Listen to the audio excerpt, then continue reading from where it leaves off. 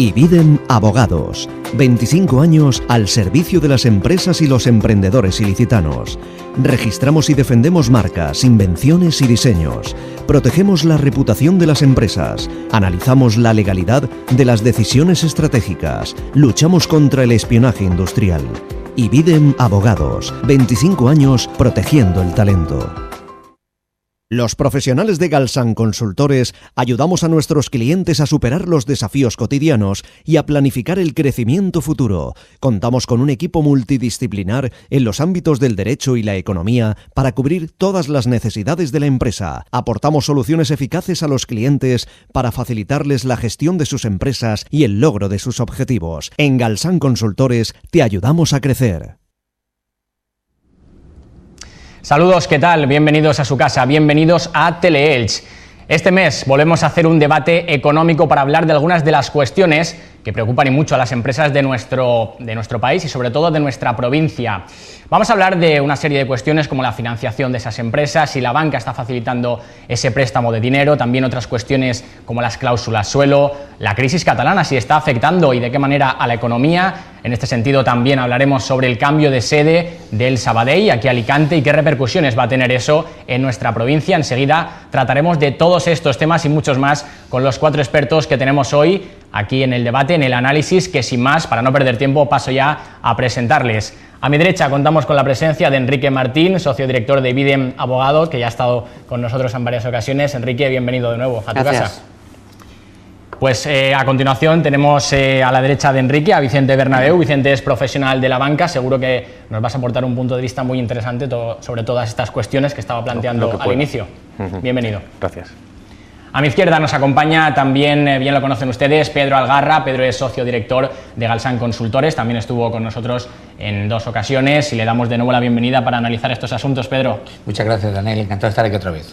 Y finalmente, al último lado de la mesa, contamos con la presencia de Francisco Sempere. Francisco también trabaja en Galsan Consultores, en este caso como director del área de análisis de costes y viabilidad. Bienvenido por primera vez al análisis. Muchas gracias. Bien, pues presentados ya los 4 invitados, los 4 contertulios. En primer lugar, siempre me gusta haceros una primera pregunta. Y en este caso me gustaría empezar hablando de la financiación de las empresas, porque bueno, todo el mundo sabe, sobre todo las pymes, lo difícil que es conseguir que los bancos presten dinero, máxime en época de crisis. No sé si consideráis que se ha resuelto en los últimos años ese problema de financiación que están teniendo las empresas o todavía es muy difícil conseguirlo. Enrique, si quieres comenzamos contigo. Bueno, yo creo que se ha resuelto un poco, pero todavía subsisten grandes problemas de financiación y esto no es porque la banca no quiera dar. Hay que recordarle a los telespectadores que el negocio de la banca precisamente es comprar dinero por un precio y venderlo por otro, y ese margen de intermediación es lo que hace rentable la banca. La banca ahora española, también la europea, tiene graves problemas de rentabilidad en su negocio ordinario, están buscando demanda solvente, querrían dar préstamos, pero también es verdad que se ha producido una retracción en la solicitud de dinero prestado por los bancos, porque los empresarios han optado también por otras vías mucho más digamos que más cautelosas a la hora de financiar sus proyectos.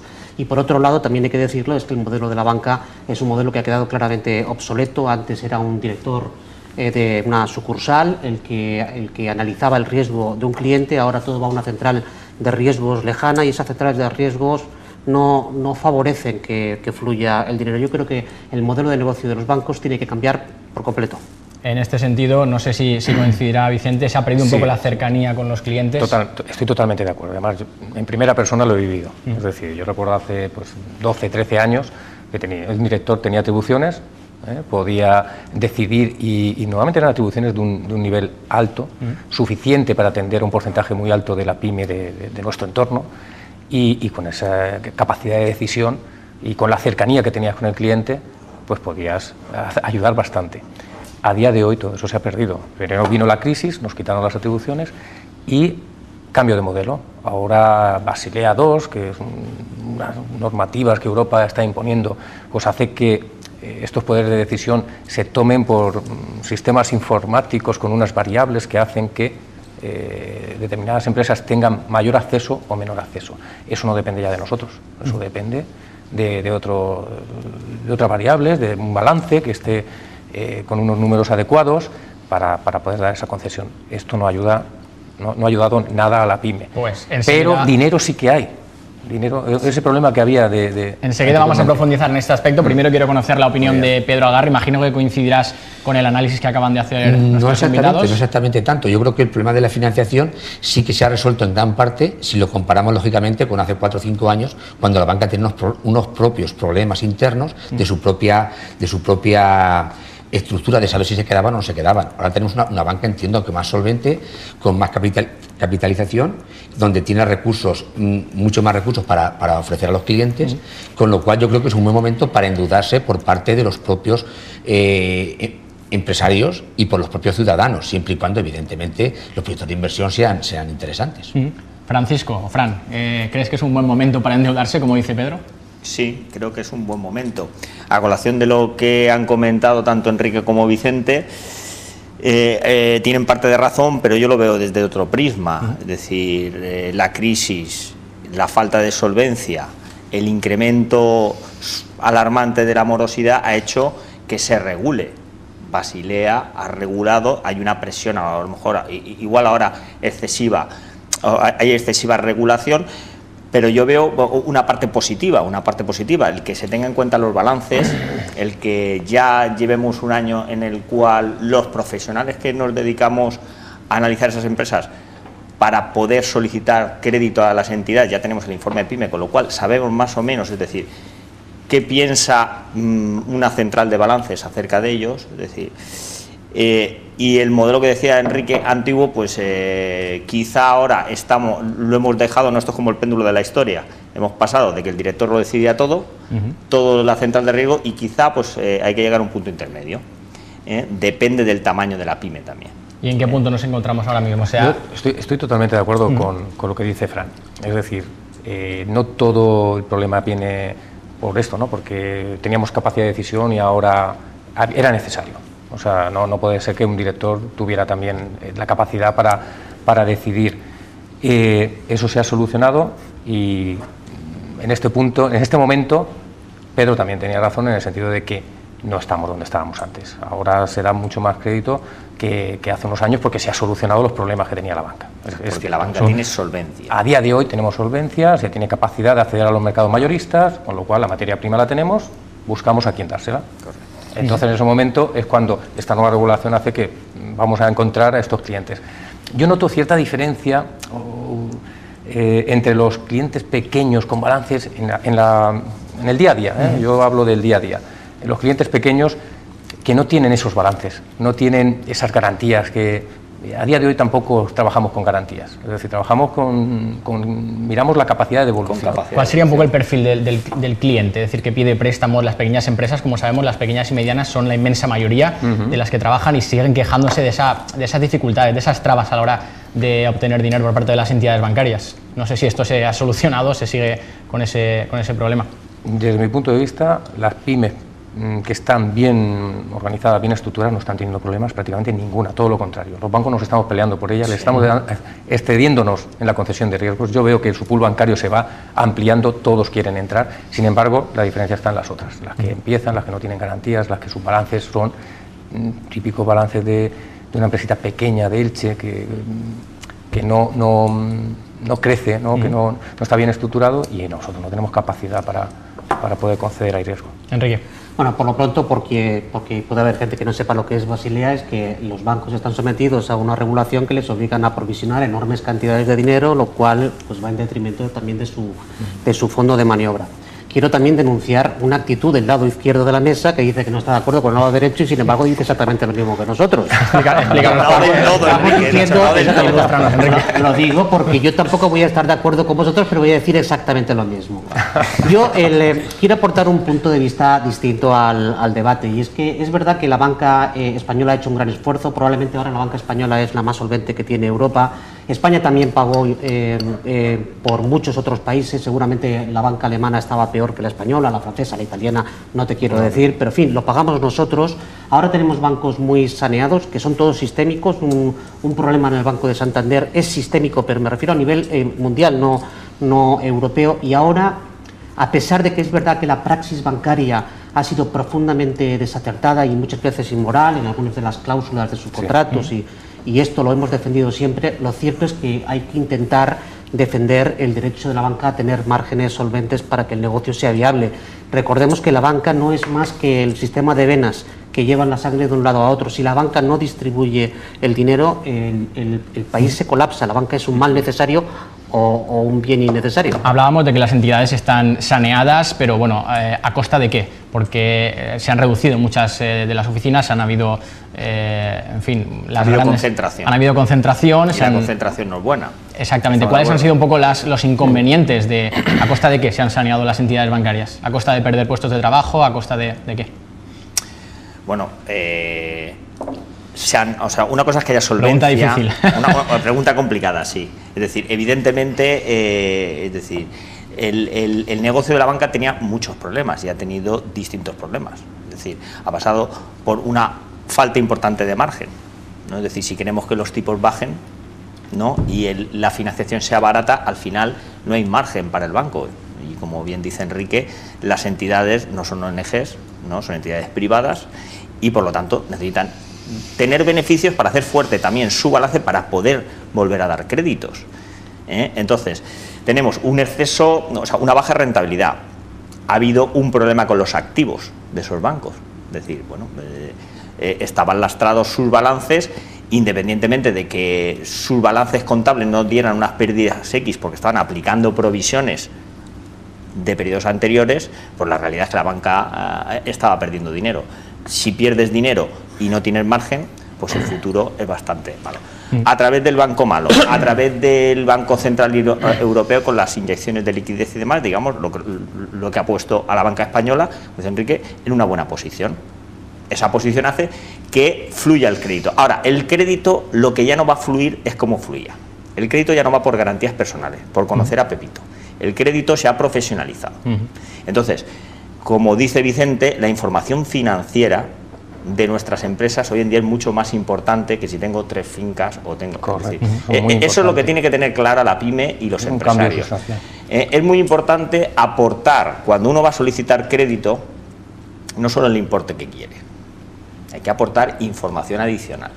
Es decir, ahora ya está regulado, ya, oye, tenemos un informe cualitativo, no cuantitativo, tenemos o las entidades tienen que rellenar, porque el Banco de España y esa información va allí, es decir, ya ha determinado o ha normalizado qué informes, como mínimo, tienen que realizar las entidades para analizar una pyme.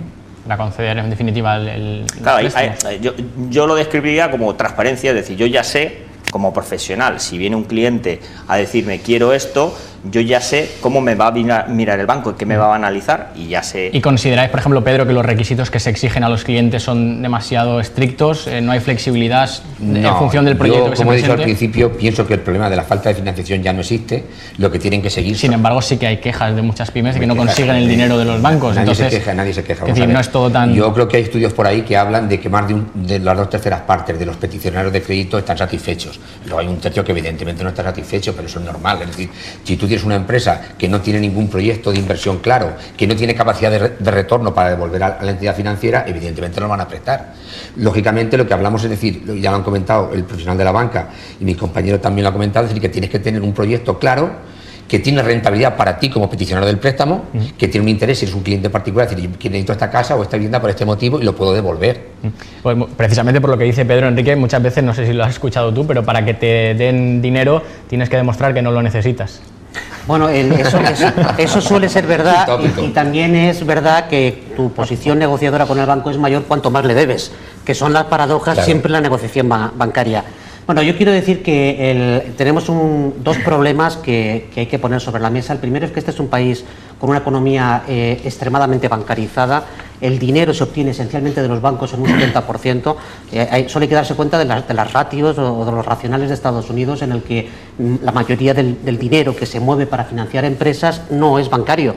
El bancario es el 30%. Aquí la ratio es exactamente la contraria. Deberíamos crear una cultura financiera que permitiera desarrollar herramientas como la bolsa o como el MAP u otras herramientas como los Business Angels o otros sistemas como empresas de capital riesgo mucho más potentes o la financiación del emprendimiento de proximidad. Deberíamos crear otro sistema de financiación y no depender tanto de la banca. Y luego la segunda cuestión, se han planteado dos temas, si es bueno endeudarse ahora y el modelo bancario. Creo que ahora es bueno endeudarse, aunque todo el mundo percibe en un escenario de entre 5 y 10 años subida de tipos, y por tanto mucha gente está optando por el tipo fijo a un interés todavía moderado. Ojo, porque el dinero gratis se va a acabar cuando empiece Draghi a retirar las políticas de estímulo, se va a acabar, la banca tiene que ganar dinero. Y segundo, el cambio de modelo de los bancos significa que el 30 o el 40% de las sucursales de los bancos sobran. Es que ahí, cuando has preguntado qué consecuencias tenía este cambio, ¿no?, y la concentración, va por ahí. Es decir, cualquier negocio, cualquier empresa privada, cuando deja de tener faena, que se dice aquí en la zona, pues oye, la gente se tiene que ir al paro, y en el sector bancario pues esto se está haciendo de una manera muy lenta, ¿no? Yo creo que sobramos muchas oficinas, y es la realidad. Es decir, no hay negocio para todos. Sin embargo, la repercusión directa para los ciudadanos de que se cierren las cajas o que se cierren sucursales es que tienen que desplazarse en ocasiones. Por ejemplo, hace poquito conocimos que en una pedanía de Elche se había retirado una caja de ahorros, en Arenales llevaban tiempo sin tener un cajero. Voy a contar una anécdota. Es decir, esa es la consecuencia. Yo trabajé de director en Campello. En Campello hay mucho inglés. Y los ingleses llamaban al director pidiéndole cita con un mes y medio, porque en su país están acostumbrados a ir del pueblo a una capital porque no hay sucursales. Y en la capital hay mega sucursales donde piden cita para poder Entonces, saber que lo van a mal atender. acostumbrados aquí en España. Efectivamente, y el número de oficinas por habitante lo dice, es el mayor de Europa con diferencia. Sí, es una cifra parecida, perdón Pedro, a la de bares. España tiene sucursales bancarias y bares. Tienen la misma cantidad de una cosa Sí, que otra. pero también está analizado un tema, es decir, yo el otro día estuvimos en una charla y demás en la cual se hablaba de la banca esta que tenía todo tipo de internet, que era un banco a nivel muy conocido, a nivel internacional, y no rentaba más dinero el banco por trabajar todo telemáticamente. Seguramente las entidades financieras tienen que buscar su modelo de negocio aquí en España, y no es malo que haya más o menos entidades, puede ser malo, evidentemente más rentables son, pero la gente quiere un servicio, al final va a ir a la entidad que mejor le atienda, y a lo mejor si yo conozco al director de turno o la empleada de turno es más simpática, no voy a discutir tanto unas comisiones, cuando en realidad si trabajo por ejemplo telemáticamente, ¿a mí por qué van a cobrar una comisión? Si no conozco a nadie. Sí, entonces hay que encontrar el equilibrio. Es decir, el equilibrio, evidentemente. Y luego yo discrepo un poco, sigo discrepando, aunque Enrique entienda que no, sigo discrepando. Yo siempre estaré de acuerdo contigo, así que no, sigo discrepando en cuanto a que la banca está muy demonizada, porque el tema de que es mala, porque sí, la banca lleva con nosotros desde que se inventó el dinero, quizás desde la Edad Media lo recordamos. Bueno, Pedro, también está demonizada por el asunto de las cláusulas suelo y cuestiones de ese estilo. Que luego hablaremos también de ellas. Luego, pero el tema del banco es el canalizador del ahorro. Cuando una persona tiene unos ahorros y los tiene guardados ahí, y tiene sus pagos domiciliados ahí, si tiene encima que quiere que le remunere dinero, quiere encima que le dé una tarjeta de crédito, quiere encima y no tiene que pagar por el servicio, caramba, yo eso lo veo un poco egoísta. Luego, ¿a quién le prestan el dinero? ¿Quién lo necesita? ¿Dónde va? También sigo continuando con el amigo Enrique, discrepando, continúo discrepando. Es decir, el tema de que existan sistemas alternativos de financiación, nos encontramos con que puede existir un sistema público, con las sociedades de garantía recíprocas similares, que ¿a quién avalaban? Pues puede haber que haya un sistema que de alguna forma estén avalando a ese ciudadano que pide el préstamo, a esa pyme, pero siempre y cuando el banco le dé el préstamo. Y segundo, ¿puede existir algún interés que lo político hemos visto que no funciona, que la banca que ha ido mal ha sido el que ha estado gestionada por los gestores que eran públicos o políticos? Por tanto, no es un tema. Entonces, yo entiendo que lo que tiene que estar es un control de la banca, evidentemente. Yo creo que la banca tiene que controlarse, estar bien gestionada y gestionada de alguna forma, porque tienen un control de una entidad, una macroentidad. Pensemos en la más grande que hay en este país, por ejemplo, que a lo mejor sus dirigentes tienen un 2% del capital de esa entidad y manejan unas cifras de 1.000 millones y 1.000 millones y 1.000 millones. Y habría que exigirle unos salarios a la gente y unos resultados y un control por las autoridades a quién se lo prestan y cómo.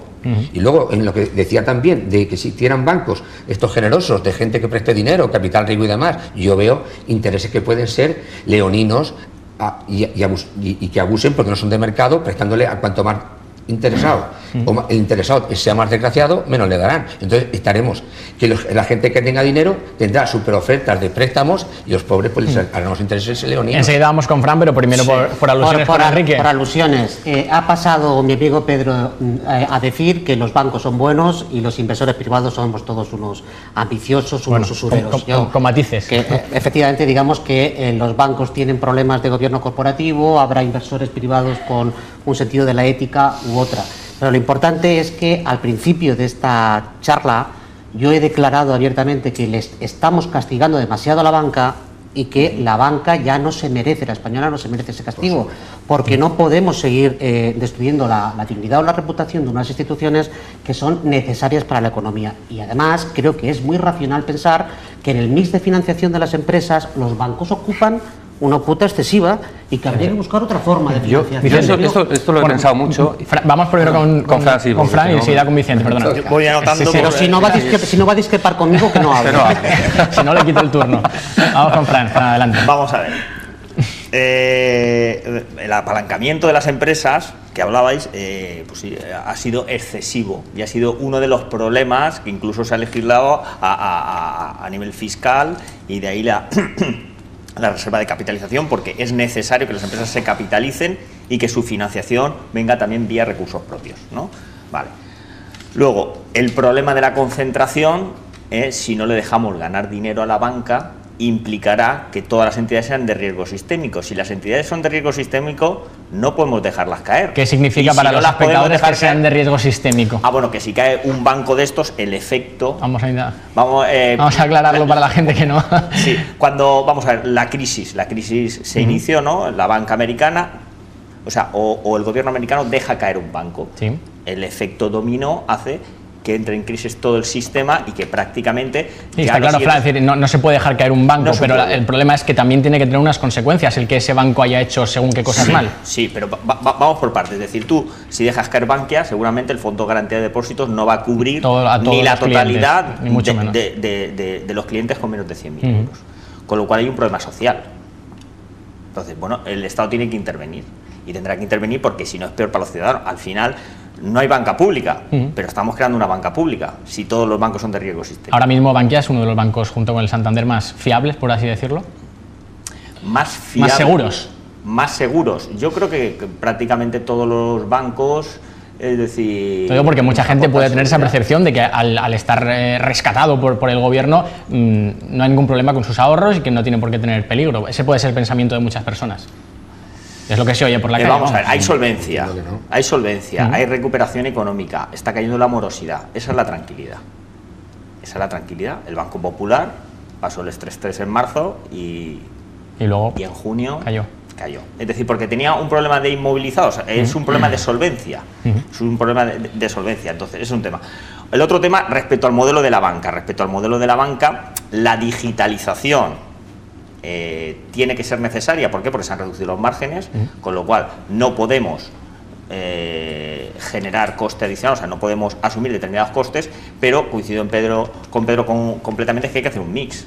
Es decir, y yo el mix creo que de aquí a un futuro será para la banca de personas, la digitalización será cada vez más habitual. Primero, ¿por qué? Porque las personas jóvenes y usuarios ya no queremos ni ir al banco, es decir, queremos hacernos las cosas nosotros porque no tenemos tiempo. No hay tiempo para poder acudir a una entidad. El dinero físico cada día... Es un cambio generacional. Entonces, ese cambio generacional hará que la banca de particulares vaya cada día más, entiendo yo, hacia la digitalización. Pero la empresa necesita el trato personal. Porque Vicente coincidirá conmigo en que es necesario... O sea, una cosa son los informes financieros y otra cosa es saber si el que te pide el crédito es pagador o no es pagador. Vamos a ver si Vicente coincide contigo y también respondiendo a lo de antes, que imagino que te habría quedado en el tintero. Sí, bueno, lo que dice Fran, estoy totalmente de acuerdo. Yo creo que la de particulares, pues yo digo que yo estoy en banca de empresas. Cuando damos una hipoteca, mi compañero y yo nos abrazamos porque dar un crédito a 30 años y que se mantiene cuando estamos acostumbrados a darlo y que en 30 días baja y tener que volver, y es completamente diferente, ¿no? Yo creo que, con lo que decíamos antes de los business angels, con el capital riesgo y todo esto, creo que, por lo que yo llevo mucho tiempo pensando en estas cosas, es que es muy difícil, es que hay un cambio cultural muy importante. Yo he estado en el polígono de Carrur 3 años, conocía a muchos chinos, no piden préstamos, ¿no? Su modelo es que entre ellos se ayuden, ¿no? A nivel familiar. Ese modelo aquí te ayudan cuando te ven caer, no cuando vas a montar un negocio. Es decir, yo me lo planteo muchas veces, aquí le pides ayuda, voy a montar un negocio, cuidado que puede perderlo todo. Sin embargo, estás ya cayendo y tienen que acudir en tu ayuda. En el ámbito mediterráneo nos ayudamos, ¿no? Por lo menos la crisis la hemos salvado con ayuda de... ahora sí que coincide contigo. Con ayuda de familiares. Sin embargo, pues, en otras culturas está implantado que si vas a montar un negocio, se parte de la ayuda familiar. Muy fácil explicación. Aquí en España hay un miedo al fracaso y una penalización al fracaso. Ahí va. Hay una penalización desde el punto de vista jurídico, es decir, y los avalistas van para adelante. Que no hay una dación en pago de entrega de fincas por la deuda. Hay dos cuestiones que hay que declarar. Es que en la cultura latina que castiga el fracaso es totalmente contraria a la cultura anglosajona que considera el fracaso como una parte de la experiencia. Correcto. Punto primero. Y segundo, que aquí tenemos un sistema fiscal tan absurdo que a la empresa pequeña nunca le interesa ser grande. Nunca. Es que castiga el crecimiento. Pero esto dicho, el problema de la falta de business angels está muy ligado también a la falta de, o a la escasa formación empresarial de nuestros empresarios. Porque claro, un business angels lo que busca es un modelo de negocio potente, que le digan cuál va a ser el retorno, cuál es el periodo esperado de retorno de su inversión, que el plan económico-financiero está alineado con un plan de marketing, que la idea es buena, que el emprendedor se comprometa con su propio... Que vea que su dinero donde va a estar invertido claro, que se comprometa va a haber un retorno y una rentabilidad. Solo al huevo. Y claro, es que el problema es que tenemos muy poca cultura empresarial y financiera. Esto se irá resolviendo, entiendo, con el cambio generacional que se está produciendo en la empresa y por tanto encontraremos vías de financiación en las fintech, en internet, en los business angels y también seguramente entre nosotros nos prestaremos dinero con garantías y con formación jurídica. Coincides, Pedro, en este caso en que, por ejemplo... No lo veo, sinceramente no lo veo, ojalá fuera así. Yo entiendo que el avalista aquí en este país se lleva a la empresa por delante, no hay cultura empresarial para eso y yo creo que es que no se está dando ni siquiera cultura empresarial ni financiera desde el colegio, es decir, se enseñan muchas materias pero no se da economía de empresa en los colegios y eso es importante. Ni a ser emprendedor ni nada. Llegan a un banco y el emprendedor está mal visto, va a ser un especulador. Hablaba Enrique de la cuestión fiscal, evidentemente nunca se dice, pero ¿por qué no crecen las empresas en España? Porque están más fiscalizadas y como si quieras, inclusive tienen que pasar unas comprobaciones permanentes y tal, y todo el mundo pues huye un poquito de que se vea en la foto. Habla Pedro de la figura del emprendedor, también es un aspecto interesante que bueno, lo podemos introducir también. Es verdad que aquel en España que se decide a emprender es como que, bueno, es especial, ¿no? Y en otros países es lo natural, es lo normal porque desde pequeños ya tienen esa cultura emprendedora y se les ha formado en ese sentido, como decía, con economía de empresa, con una serie de... Yo creo que está cambiando la mentalidad. De que tiene razón, estamos cambiando, pero aquí hace años se decía al que iba a emprender que estaba loco, ¿no? Mejor la cultura de funcionario funcionaría y eso es una realidad. Todo el mundo quería una oposición para trabajo fijo, sueldo fijo y cero riesgos. Yo creo que está cambiando, que yo creo que nos están llegando, ¿no? La mentalidad esta anglosajona, ¿no? No sé si a través de películas o de dónde nos llegará, pero notas que se va cambiando, ¿no? Yo creo que es por la propia economía española. Yo creo que es la necesidad. No hay problema. Es por la crisis, por la situación y que no hay empleo público como había anteriormente. Y que los estados no pueden mantener esas estructuras. Al final, es decir, oye, tenemos un déficit galopante y resulta que estamos manteniendo unas estructuras de gastos imponentes, pues es inviable el sistema. Es decir, si no salen plazas públicas, al final la gente tendrá que buscar el empleo por algún lado. El gran problema, pues eso, nuestra cultura, como dice Vicente, que tu padre, tu madre, tu tío, cuando quiere que vayas a la universidad, que estudies y que luego saques una oposición. Y esa es la cultura que se ha inculcado a los hijos durante muchos años, por lo menos aquí en España. Yo le di un disgusto a mi madre cuando le dije, no mamá, yo no he estudiado para esto, yo voy a intentarlo. Me dio un disgusto, ¿no? Pues si tú tienes padre, no, pues entonces debería de ser lo contrario, se debería de aplaudir al que arriesga. El fracaso sobre todo, es decir, no pasa nada, es decir, la gente aprende equivocando. Se debería aplaudir el aprendizaje, que al fin y al cabo es el fracaso. El aprendizaje, no lastrar ese fracaso también, es decir, habría que cambiar jurídicamente también determinadas cuestiones, pero lo primero es cambiar la mentalidad. Si no cambiamos la mentalidad, ¿cómo vamos a cambiar las leyes? Pues eso que dices, Fran, yo lo veo muy importante, ¿no? Porque en este periodo que tantas empresas han pasado dificultades y que estás viviendo como gente que se ha esforzado tantísimo y que una economía se los ha llevado por delante, que ves que ellos siguen haciendo lo mismo, lo hacían antes y después siguen haciendo lo mismo. De hecho, todo su patrimonio se los ha llevado la crisis, siguen haciendo lo mismo y como a día de hoy ya no deben nada, porque se lo han embargado todo, van de maravilla. Incluso psicológicamente se ha cambiado la vida. De pequeños empresarios, de padres de familia, de personas, de mujeres que han estado al frente de una empresa y que al final han tenido que... pero con una diferencia. Esa persona está marcada, no sabemos hasta cuándo. Y eso yo no lo veo, no lo veo. Esa sí no que lo veo. tiene denegado el acceso al crédito. Claro. Y ese es emprendedor y a lo mejor, es decir, haciendo un punto y aparte y dejándole que emprenda. Lo sigue haciendo, pero a es nombre de la posible que mujer. genere negocio. Será mejor porque tendrá una experiencia que no tenía. Desde el CEI de Elche fuimos una de las primeras instituciones en España en promover la ley de la segunda oportunidad, que al final se quedó en casi nada, porque claro, lo normal es que una persona que haya fracasado precisamente haya adquirido una experiencia que le hace incluso más valioso que alguien que no ha fracasado y que por tanto se le permita dar una segunda oportunidad. Pero puesto que estamos hablando de economía, el compañero le ha tocado un tema que para mi punto de vista es crucial. Todos estamos de acuerdo con el sistema de bienestar, el problema es quién lo paga.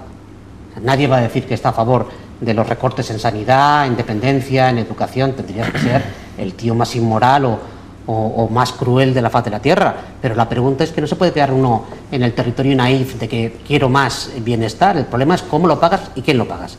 Y todo el dinero que se genera en este país y se distribuye lo producen empresarios y trabajadores.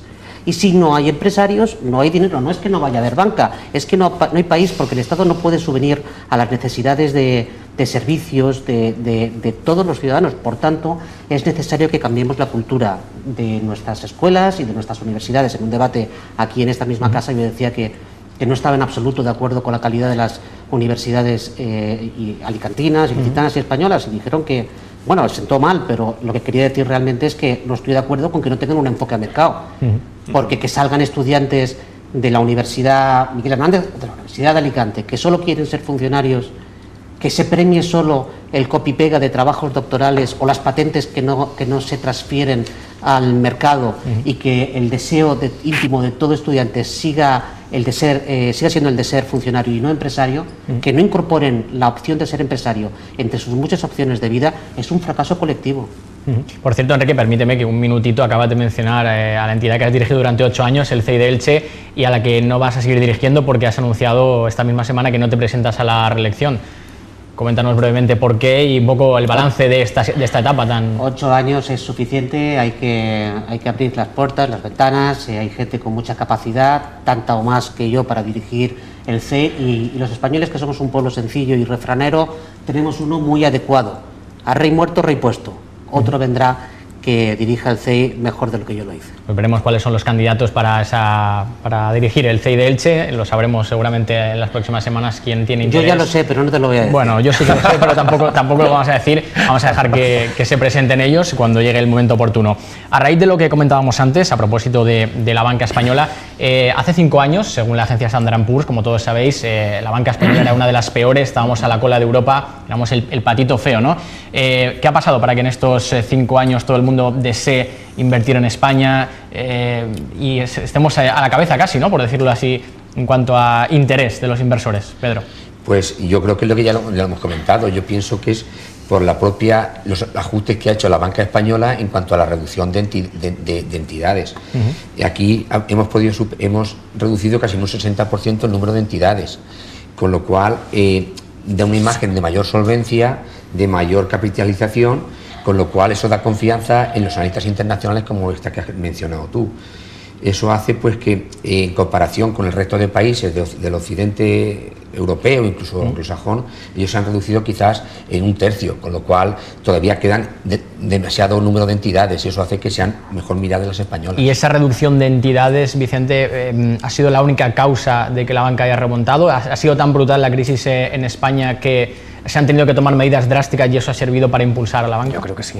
Yo creo que si analizamos un poco de dónde venimos y dónde estamos y hacia dónde tenemos que llegar todavía, que todavía queda, esto no ha terminado. Yo lo he dicho antes, que esto en el sector privado los ajustes se hacen muy rápido. Aquí no hay faena, el viernes se acaba y el lunes vendrán 4. Aquí no, aquí primero un banco, luego otro, y pasan los años, estamos en 2017, ahora vemos el Popular, ahora Bankia BMN, ahora quién le tocará el año siguiente. Quiero decir, veníamos de un sector donde necesitamos hacer un ajuste muy fuerte y todavía no está terminado.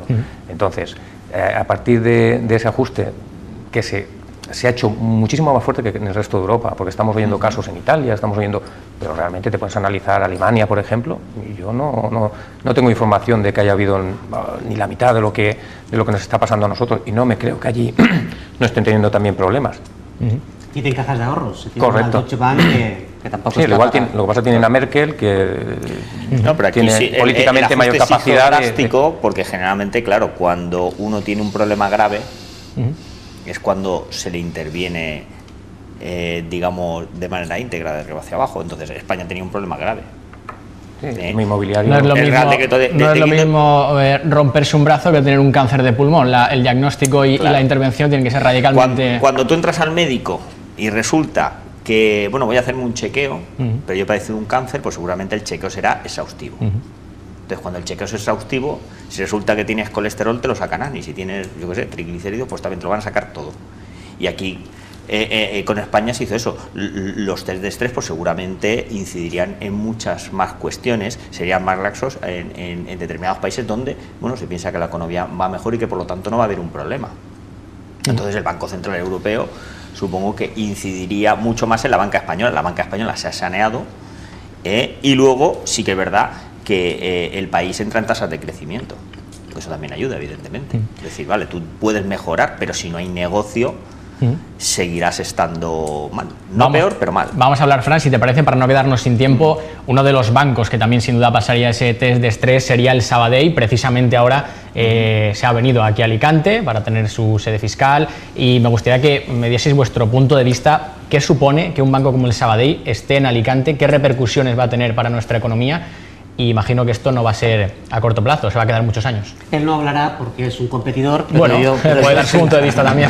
Vamos a ver, el activo más valioso de un banco no es ni mucho menos la cantidad que tenga provisionada, el activo de dinero, el dinero que tenga en su caja. El activo más valioso de un banco es la confianza que merece a los clientes. Basta con que surja la más mínima duda, porque hay colas en el Banco Sabadell o en la Caixa, de gente que quiere sacar su dinero porque teme que pueda perderlo, para que sea necesario tomar medidas como la medida dramática de cambiar el domicilio social o el domicilio fiscal, porque sin confianza la banca no sobrevive. A efectos prácticos, el Sabadell es el operador dominante en Alicante porque absorbió a la CAM, bueno, la compró por un euro. Por un euro simbólico. Las cosas como son. Este es un mercado muy importante. Generalmente los ejecutivos se han reunido aquí, pero vamos, no creo que esto cambie mucho ni genere mucha más riqueza. Yo creo que los equipos directivos del Banco Sabadell se van a reunir en Madrid y no creo que vayan a hacer inversiones en sucursales, y tampoco creo que el hecho de que el Sabadell esté aquí en Alicante mejore tampoco la concesión de créditos. En términos de imagen y de confianza de la sociedad alicantina, creo que sí que es una buena noticia. Yo entiendo que has preguntado la sede fiscal. Yo distinguí entre la sede fiscal y la sede social. La sede fiscal es que se tributa en España, con lo cual eso no va a cambiar nada. La sede social para mí sí que significa que todos los depositantes y clientes del banco, tanto los catalanes como los valencianos como los madrileños, van a tener sus depósitos garantizados y van a estar sujetos a la legislación europea, con lo cual es beneficioso para todos.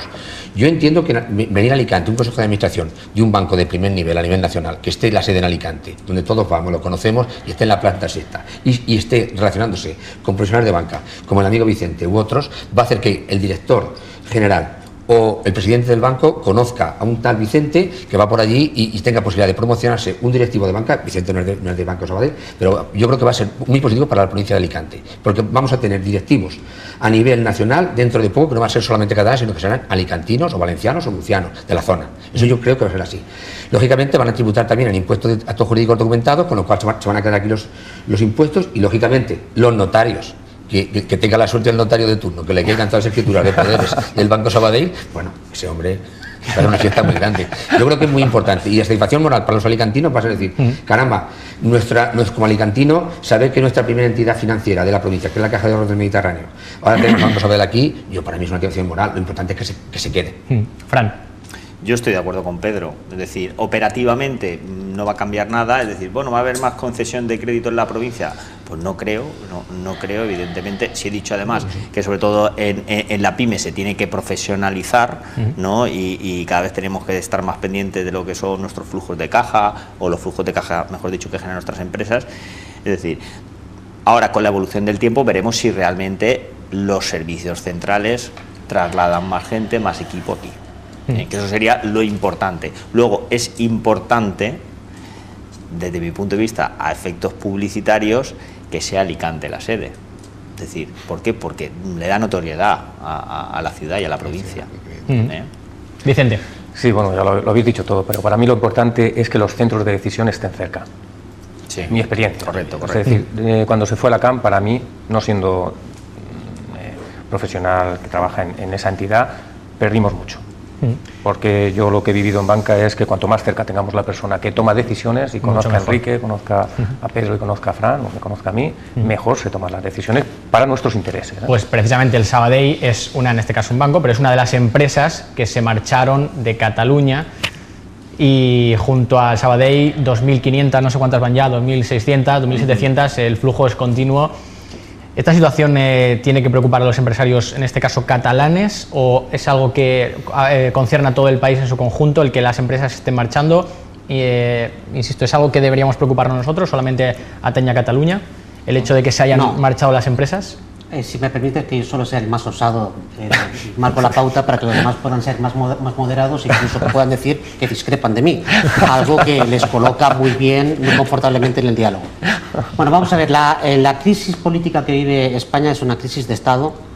No afecta solo a los catalanes, afecta a toda España, porque Cataluña contribuye de una manera espectacular al PIB nacional, y es evidente que si Cataluña se empobrece el conjunto de la nación, y además ningún Estado legítimo va a permitir que ilegítimamente le roben una parte de su soberanía y una parte de su PIB. Eso es indiscutible.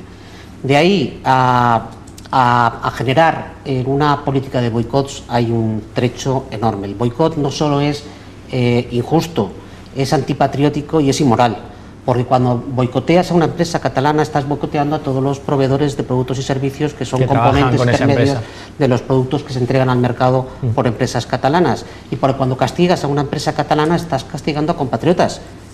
Muchos de ellos son murcianos, extremeños, alicantinos. ¿Pero piensas que se está produciendo ese boicot, Enrique? El boicot, ¿no? hombre, si no se produjera un boicot, nadie se explica que las empresas catalanas que estaban en el IBEX todas cambiaran inmediatamente. No era solo por buscar el paraguas del Banco Central Europeo, es porque efectivamente se está produciendo un boicot posible y está reconociéndose que efectivamente hay descensos de ventas de entre el 15 y el 30%. Y eso hay que hacer una llamada de responsabilidad a los ciudadanos españoles, para que entiendan que somos un equipo, y que porque algunos desalmados o unos necios hayan decidido que quieren salirse del equipo, no tenemos que castigarnos los unos a los otros. Fran, no sé si compartes la opinión de Enrique. Sí, la comparto plenamente. Es decir, hemos hablado de la PYME. La PYME es la que tiene más complicaciones para cambiar su sede social y su sede fiscal, y puede ser la más perjudicada. Es decir, las empresas que se han ido son... Sí, en fin, tienen un tamaño grandes, medio, habrán medianas, habrán medianas pequeñas, y grandes. Depende de si tienes cercanía o no tienes cercanía con una provincia. Una cosa es cambiar la sede social, la sede fiscal, otra es cambiar los centros de trabajo, los centros productivos. Eso es mucho más complicado. Claro. Lo que busca un empresario siempre es seguridad y estabilidad. La situación política en Cataluña, sobre todo, yo estos días que decían, no, la independencia estaba clara, era posible, no sé, ahora no es posible. Si lo mismos que las proclaman no saben si lo tienen claro, pues imagínate. El dinero necesita seguridad, y los vaivenes económicos y políticos que le genera al que está allí. Es decir, voy a tener aranceles, no voy a tener aranceles, voy a poder... Si Cataluña deja de ser española, seguramente habrá un boicot normal, porque, como dice Enrique, bueno, pues somos conciudadanos, somos patriotas, somos no sé qué, pues siempre dices, bueno, antes de un producto francés, en igualdad, pues compro un español. Claro, si Cataluña deja de ser española y el 50% de su PIB está en España, pues habrían problemas. Pero bueno, yo creo, resumiendo, que el gran problema, sobre todo para la PYME catalana, es la inseguridad que genera esta situación. Pedro. Yo estoy de acuerdo con lo que dice el compañero, pero vamos con el pero. Entiendo que cuando las empresas están marchando 2.000, no es lógico que después de lo que ha pasado, que en teoría han aplicado el artículo 155, en teoría están bajo el paraguas del Estado español y europeo, se sigan yendo. Yo creo que el empresario catalán, como conocedor de empresarios que soy, tiene miedo de que le boicoteen los productos. Eso está clarísimo, si no se marcha. Y entonces, con lo cual, yo no sé si teníamos razón tenemos razón para decir evidentemente que nadie boicotee los productos y demás, pero la gente pues se encuentra también un poco indignada y dice, bueno, pues yo también me encuentro un poco, tengo una afrenta personal en mi aspecto personal, entonces con lo cual cuando vaya al supermercado pues elegiré lo que tenga que elegir.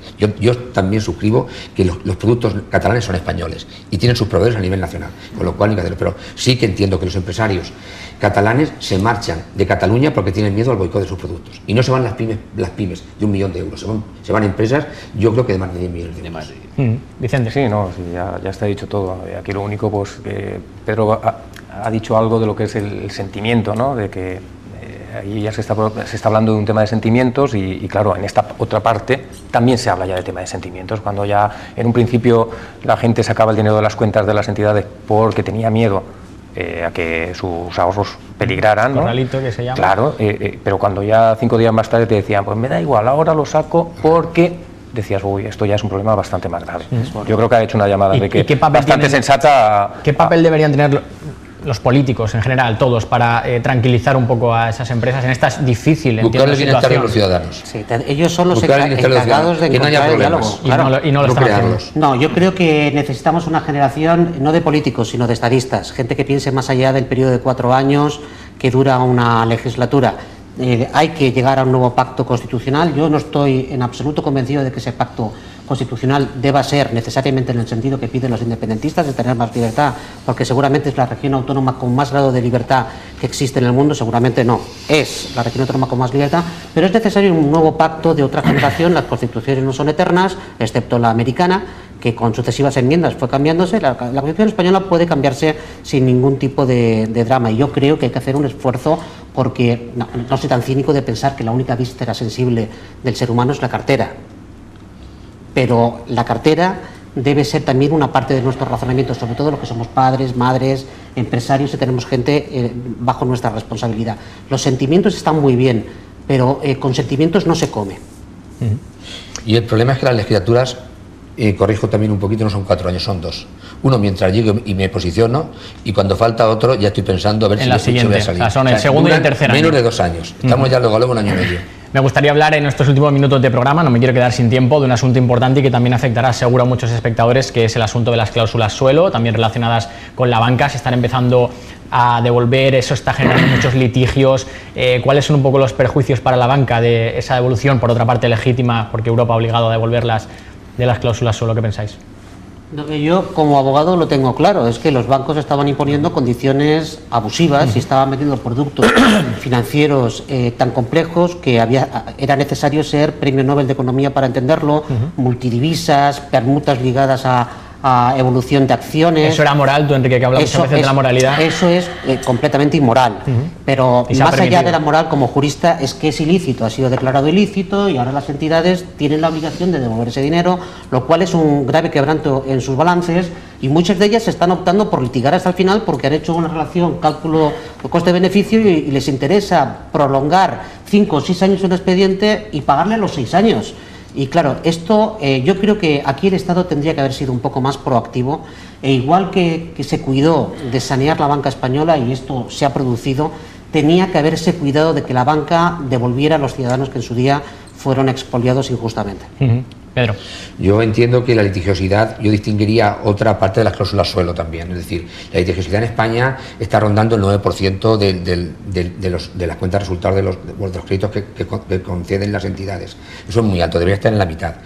La litigiosidad que estamos hablando con respecto a las cláusulas suelo, yo creo que viene por un exceso eso se generó principalmente en las refinanciaciones de las deudas que tenía la banca, que obligaba a las empresas que estaban o ciudadanos que estaban endeudados, en las refinanciaciones se incluía esas cláusulas suelo que eran abusivas y las están pagando ahora. Yo entiendo también que ya están provisionando, llevan años provisionando esas cláusulas, esas pérdidas las están provisionando. Algunas entidades que se nacionalizaron y que ahora salen a la venta, yo creo que ya han aprovechado para sacárselas fuera. ¿Hay algún plazo para esas devoluciones? Yo entiendo que los bancos manejan sus cuentas de resultados convenientemente, y entonces van sacándolo cuando les interesan sus balances, es decir, les quedarán 2 años, les quedarán 3, yo creo que menos de 4 no.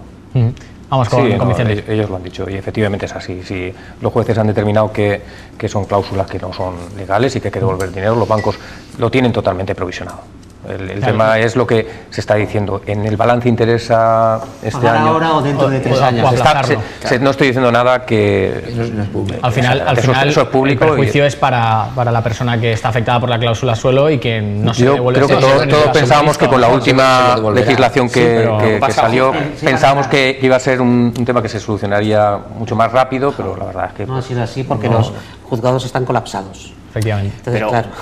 vamos a ver, yo distinguiría, es decir, hay muchas cláusulas suelo judicializadas, otras que no están judicializadas. Claro, es que la mayoría de las son entidades están intentando llegar a acuerdos, es decir, ofrecen un acuerdo al cliente, en la mayoría de casos a cambio de amortización de capital, una pequeña devolución en efectivo, y luego hay entidades que entienden que la cláusula no es abusiva.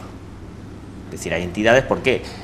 O sea, teóricamente se declara abusiva la cláusula porque el firmante es un predisponente y que no tiene capacidad suficiente como para poder predecir en una subida de tipos qué le supondría económicamente. Digamos que eso es más o menos lo que dice Bruselas. Hay entidades que dicen que no.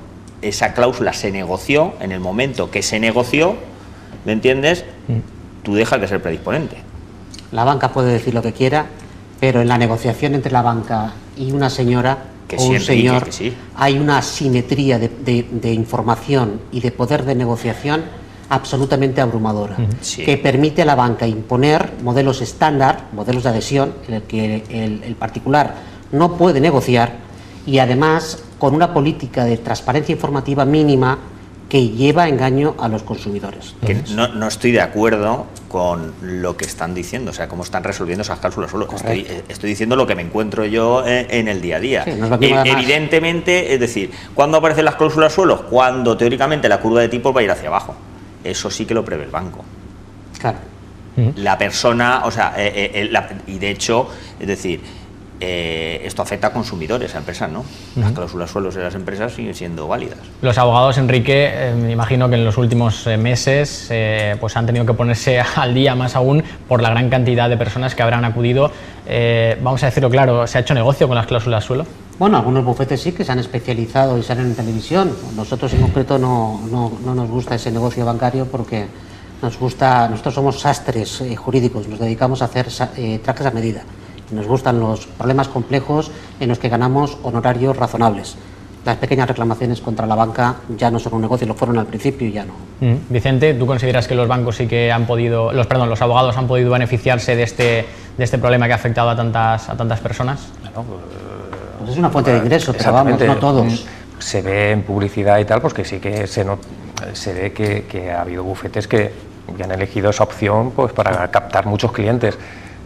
A nivel nacional eso se ve, a nivel más local yo no lo he... Y a nivel de banca... Y además, perdona, si los abogados ganan dinero, ¿qué pasa? Nada, está muy bien. No, te lo digo para dejar la cosa clara. Está muy bien, ese es el objetivo principal. Además de que nadie está de acuerdo conmigo... Pero estaría muy bien que fuesen por otras cuestiones, que no fuesen por cuestiones que evidentemente han perjudicado... Cuando un abogado gana dinero es porque ejercita la función de defensa de los derechos y el derecho a la tutela judicial efectiva que tienen los ciudadanos. Luego, por tanto, cuando ganan dinero es porque hacen posible la justicia.